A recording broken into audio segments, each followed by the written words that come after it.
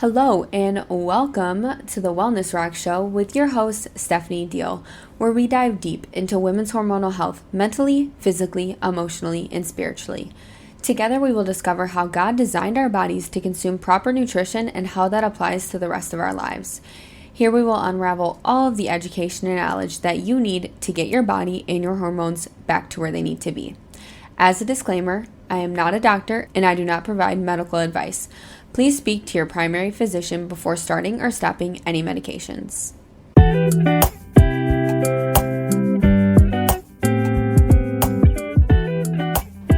Okay, well, welcome back, everybody. I am so happy for you all to be tuning in with us today, and we're just going to jump right into it. We have a very special guest with us today. Her name is Tiara Wiggins, and I'm going to briefly introduce herself, and I will let her introduce herself as well, but she is someone, despite facing the challenges of a schizoaffective disorder and lupus, she has pursued her graphic design career for 6 years. And although it hasn't been easy, it has been worth it. And today she is proud to say that she's achieved temporary clinical remission for her chronic illness through diet and exercise. And she also turned her weakness into strength by incorporating her mental illness into her business and creating a unique design process that includes music. And I'm going to have her touch on kind of all of that today, but we're mainly focusing on like her lupus journey and healing naturally. But her process through her business is super, super cool. So I'm going to have her share on that a little bit as well. So without further ado, I'll have her introduce herself. All right. Thank you for the very kind introduction.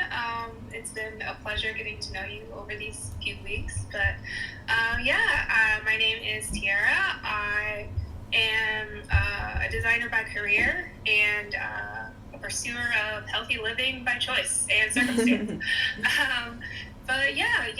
That covers the general gist of my life. A long journey with highs and lows that I'm happy to be able to share with people today. Absolutely. Well, I'm so happy to have you here. It's so funny because we connected for something that we're not even doing together anymore, but it just so happened that, we needed each other in our lives for different reasons. So yeah. I'm happy to connect with you on that level. And when we first had our conversation, it was like immediately connected. So I'm so happy for you to be here today with us and just really share your journey with us today.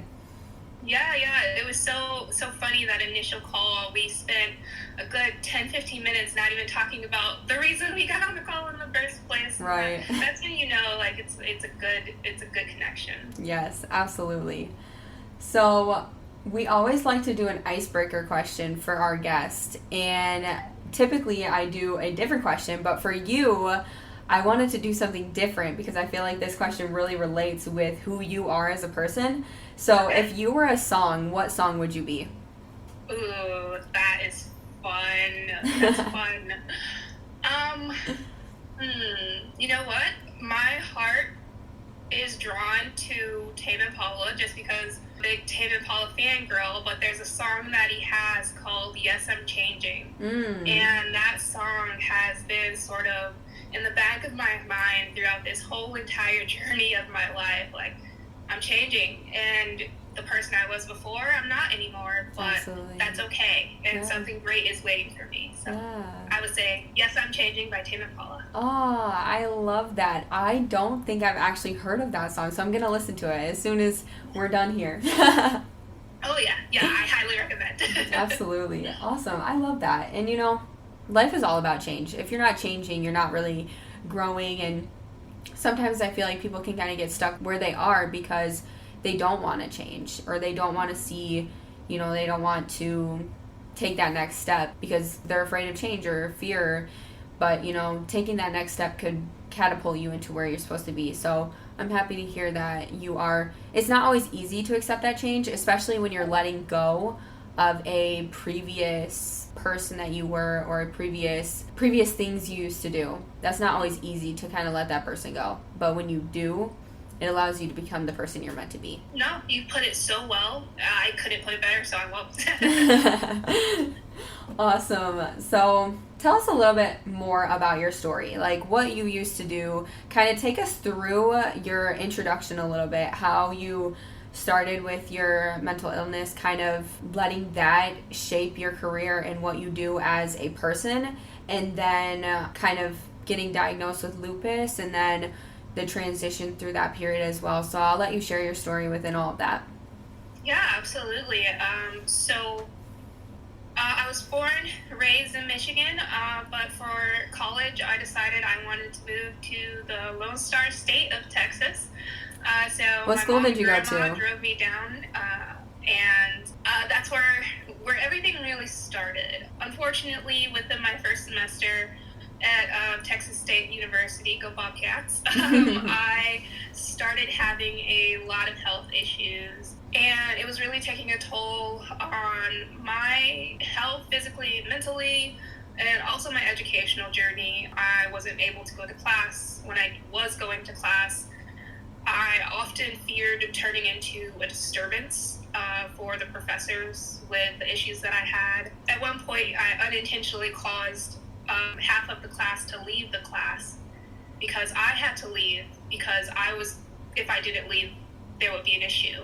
But because I left, other people left. And I emailed the professor, like, I'm sorry I didn't need to, but it caused this whole other thing. So it was a lot of things to handle with the whole school environment, which eventually led to me dropping out. But even though I dropped out, I still wanted to pursue graphic design because I really felt called to pursue that career. I originally wanted to be a veterinarian, and a job fair introduced me to graphic design, and boom, that was my path from that point forward. But during that time period of trying to jumpstart my career, I started to face challenges with my mental health, and that is when I had numerous episodes of psychosis that landed me in mental hospitals for up to 5 days at a time. It's hard to remember, because that time in life was just very difficult, especially for the fact that I was essentially alone in Texas. I had friends and I had a boyfriend at the time, but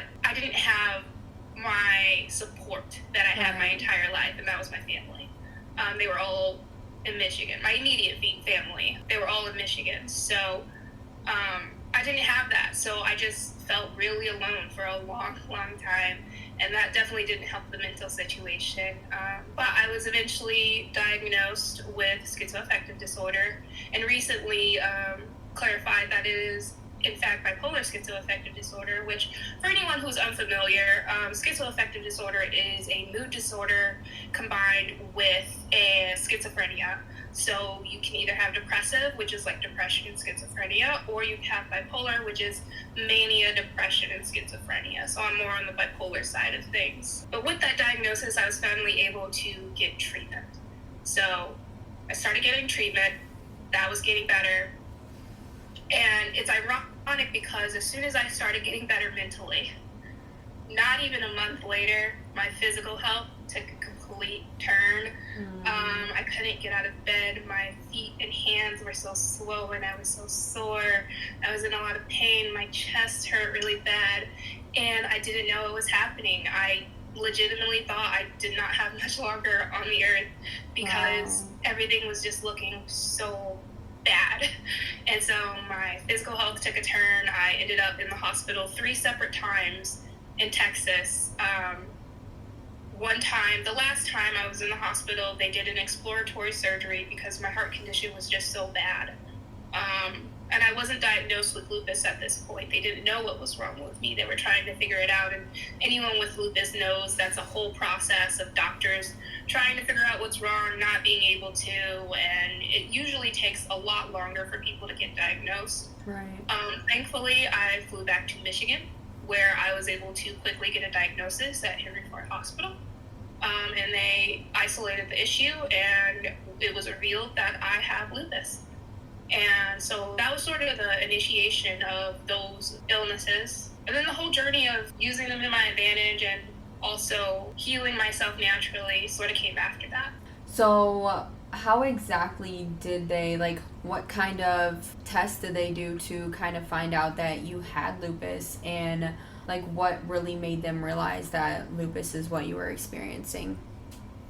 The determining factor were, and I really should know the terminology. I can read it. I can't say it. But there is a certain thing in your blood work that will come back positive if it is lupus related. Gosh, the name is escaping me, unfortunately. That's but okay. If there's the blood work, you find the thing, it'll say yes or no.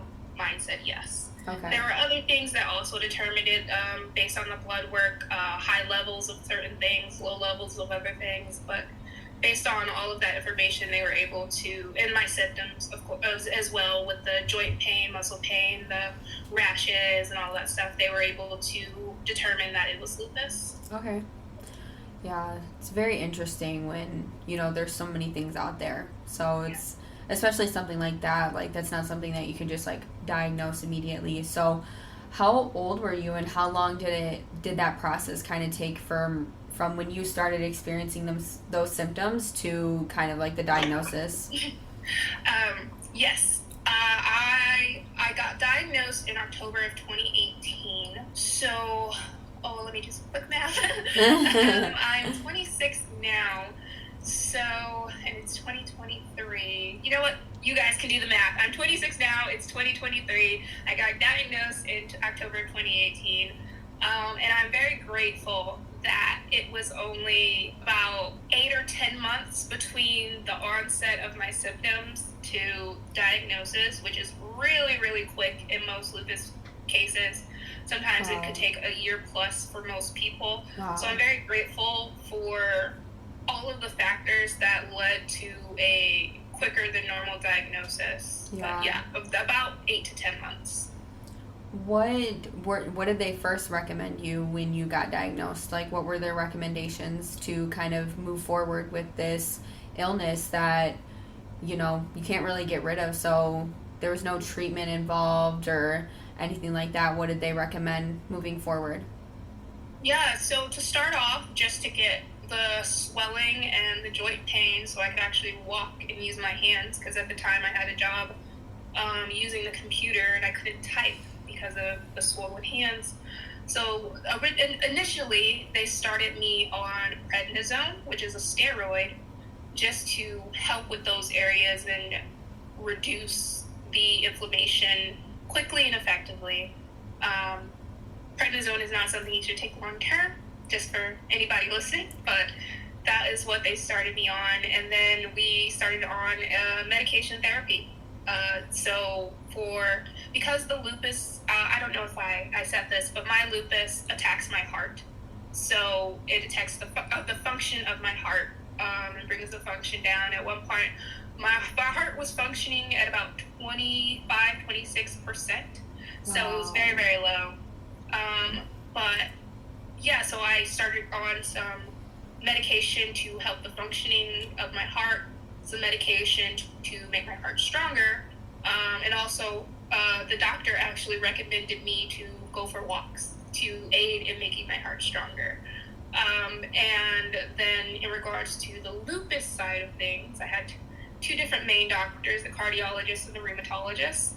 But for the rheumatologist, it was immune suppressants. So I took things that would suppress my immune system to make sure that the very thing that is supposed to help me is no longer hurting me. This does come with risk, because with a suppressed immune system, you're more likely to get sick. Right. And especially with the big C word that happened just a couple of years later, that was very scary. Right. But medication therapy was what the initial solution was. Okay. So how did that kind of make you feel? Like, knowing that you would kind of have to take these, and when I said there was no treatment earlier, I meant no cure. Mm-hmm. I just wanted to clarify that for people listening. But what was kind of like running through your mind during that process of knowing, like, okay, I have this illness that can't really be cured, and I could possibly be on these medications and stuff for the rest of my life. What was kind of like going through your head and stuff like that? It was hard. It was really hard. I was staying in my mom's extra bedroom at the time, and I just moved from back home to Michigan from Texas. The people that I used to know in Michigan aren't around the area I was in anymore, so I didn't really have friends, didn't really have people to talk to, and especially not